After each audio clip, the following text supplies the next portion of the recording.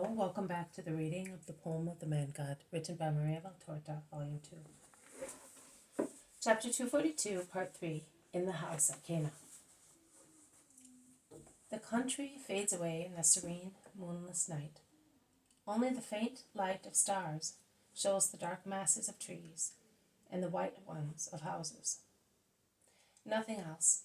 Some night birds are fluttering silently round Susanna's house, in search of flies, skimming past the people sitting on the terrace round a lamp, which throws a faint yellowish light on the faces of those who are gathered round Jesus.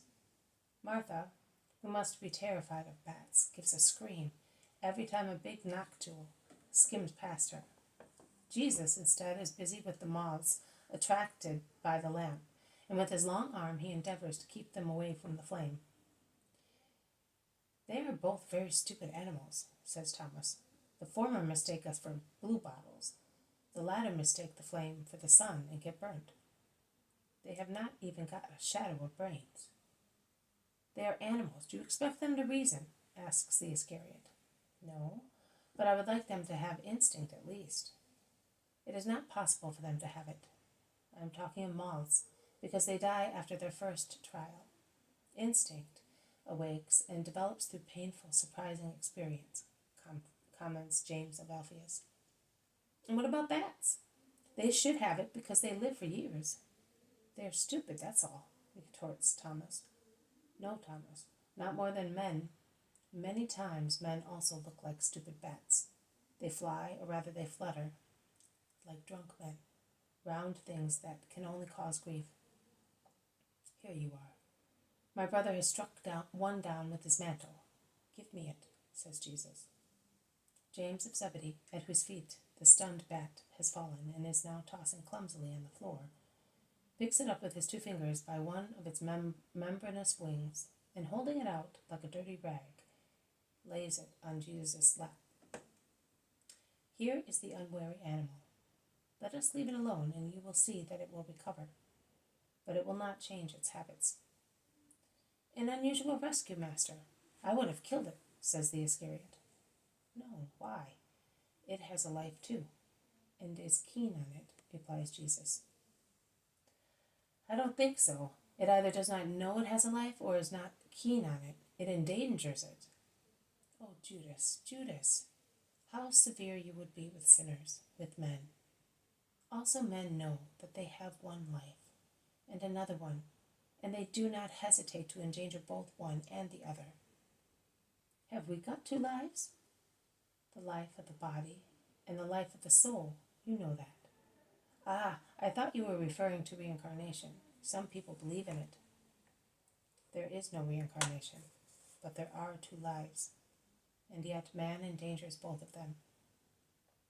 If you were God, how would you judge men who are gifted with reason besides instinct?" "Severely, unless it were a person of unsound mind." "Would you not take into account the circumstances that make people morally insane?" "No, I would not." "So you would have no mercy on anyone who knows God and is acquainted with the law and yet sins." "I would have no mercy, because man must be able to control himself." "He should be able. He must, master.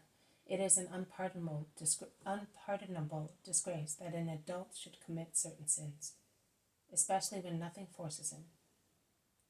"Which sins, according to you?" "The sins of sensuality, first. One degrades oneself irreparably." Mary of Magdala lowers her head. Judas goes on. "And one corrupts others as well, because a kind of ferment exhales from the bodies of impure people, and it upsets even the pure and urges them to imitate the impure." While the Magdalene lowers her head further, Peter says, "Hey there, don't be so severe. The first to be guilty of such unpardonable disgrace was Eve, and you are not going to tell me that she was corrupted by the impure ferment exhaling from a lascivious person? In any case, I would like you to know that, as far as I am concerned, I am in no way upset, even if I sit near a lustful person. It's his business." One is always infected by being near. If the body is not, the soul is, and that is worse. You seem a Pharisee.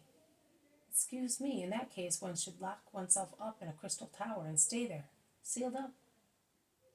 But do you not believe, Simon, that it would help you? Temptations are more dreadful than loneliness, says the zealot. Oh, well, they would be like dreams. No harm, replies Peter.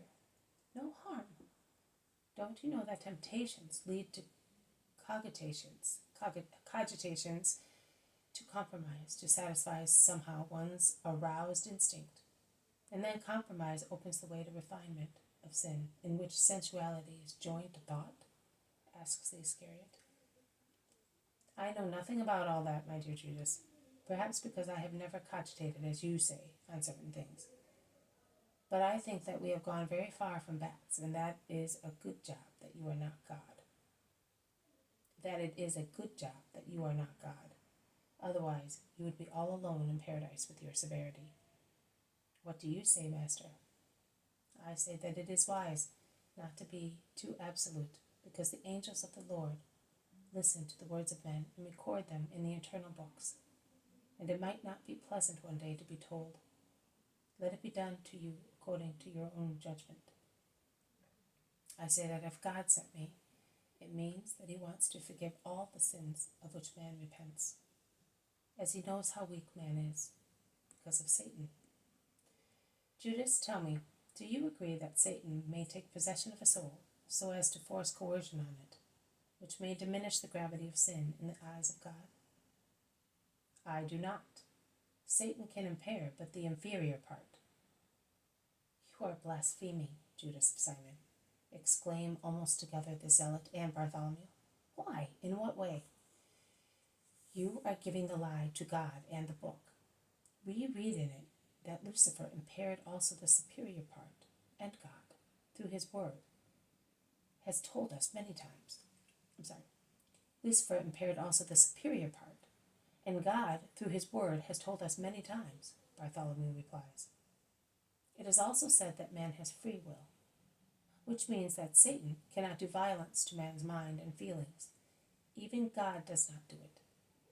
No, God does not, because he is order and loyalty. But Satan does because he is disorder and hatred, insists the zealot. Hatred is not the sentiment opposed to loyalty. You are wrong. I am right, because if God is loyalty, and therefore does not fail to keep his word, to lead man free in his actions, the demon cannot belie such word, as he never promised free will to man. But it is true that he is hatred, and therefore attacks God and man, assailing the intellectual freedom of man.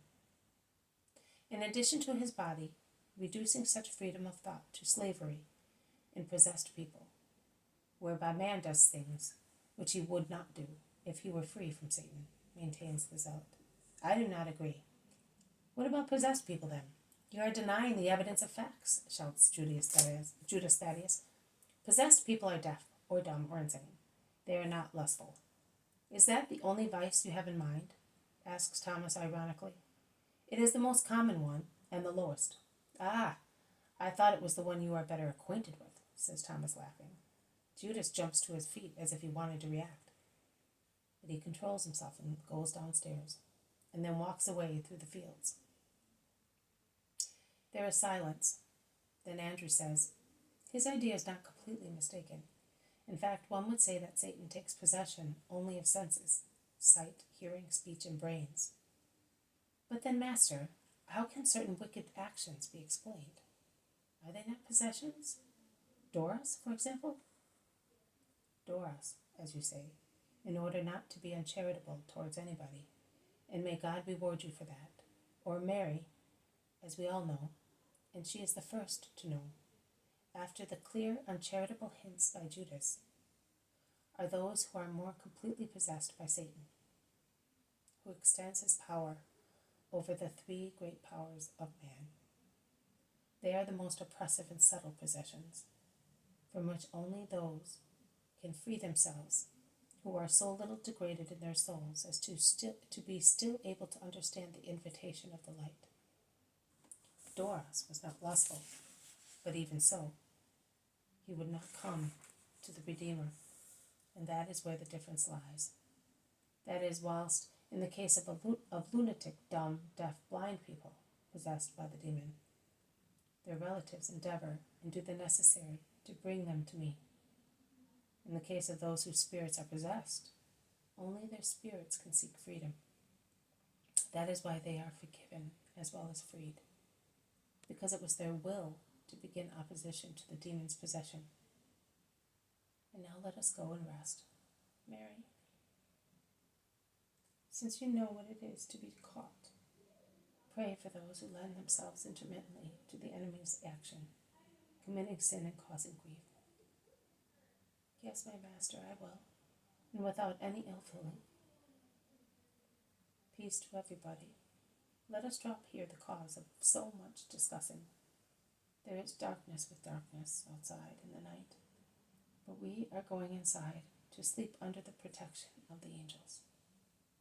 And he lays on a bench the bat, which makes its first attempts to fly away, and he withdraws with the apostles to the room upstairs, while the women with the landlord and landlady go downstairs. This has been a reading from the poem of the Mad God, written by Maria Valtorta, Volume 2. Chapter 242, Part 3, In the House at Cana. Thank you for listening. I will see you tomorrow. May God bless you, and may peace be with you.